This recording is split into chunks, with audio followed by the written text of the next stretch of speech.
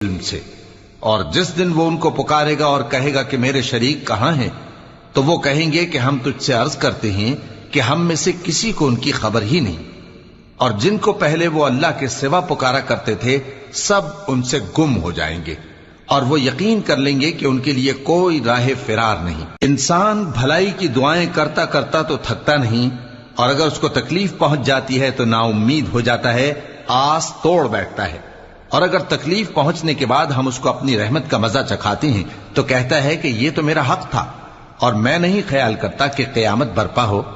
اور اگر قیامت سچ مچ ہو بھی اور میں اپنے پروردگار کی طرف لوٹایا بھی جاؤں تو میرے لیے اس کے ہاں بھی خوشحالی ہوگی۔